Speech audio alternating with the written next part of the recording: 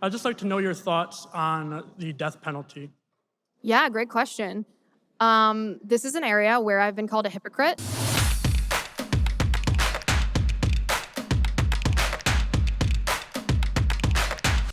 I'd just like to know your thoughts on the death penalty. Yeah, great question. This is an area where I've been called a hypocrite because people on the left and some people on the right will say, how can you be pro-life if you support or you're okay with capital punishment?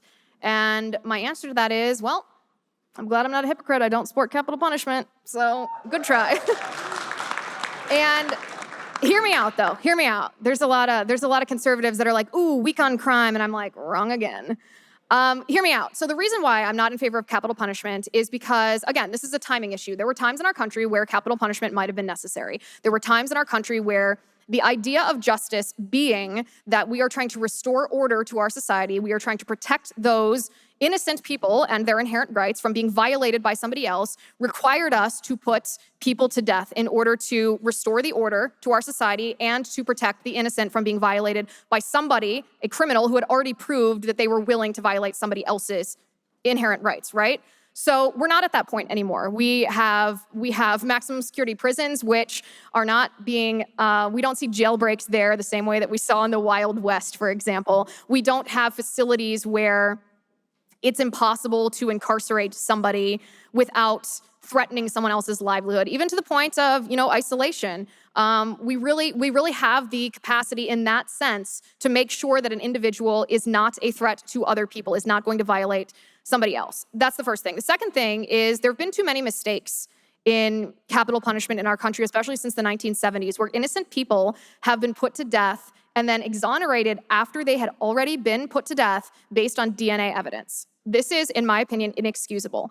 Our justice system is based on the idea that it's not a matter of being guilty or innocent. It's a matter of being guilty or being not guilty, meaning we cannot prove that you are guilty. Now, what does that mean?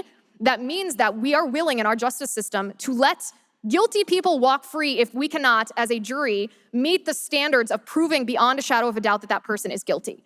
Well, that standard applies to capital punishment as well. Now, I'm not advocating that we let murderers walk free, that we let child rapists walk free. No. What I'm advocating for is looking at the statistics of how many people have been wrongly put to death versus the idea that we can house these people in maximum security facilities without a threat of them harming someone else. So we shouldn't accept that the government has a right to put people to death. I mean, that's a slippery slope to begin with.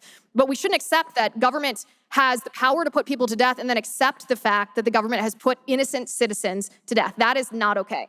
The third reason is the fiscal reason. It is not a fiscally conservative policy, meaning we do not have a system where someone is convicted of murder and they're put on death row and that sentence is quickly enacted. No. It's decades usually before someone is actually executed. What happens in the interim between their conviction and sentencing and when that sentence is actually carried out? Well, appeals, years and years of appeals. Not only, and that's extremely expensive. If you weigh the amount of money that it would cost to just house someone for life without parole in prison versus the amount of money that it costs to go through these appeals process for decades before you even get to the capital punishment itself, it's more fiscally responsible to just put the person in jail for life without the possibility of parole. So for those three reasons, in addition, of course, it's coupled with the fact that I'm Catholic, I'm Christian, I understand the dignity of life itself, but I also understand the idea that if we put someone to death and they have not repented for their sins, then they could very well be condemned to hell.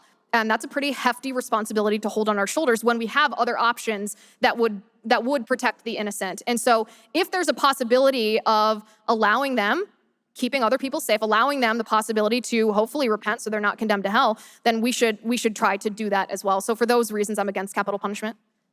Thank you.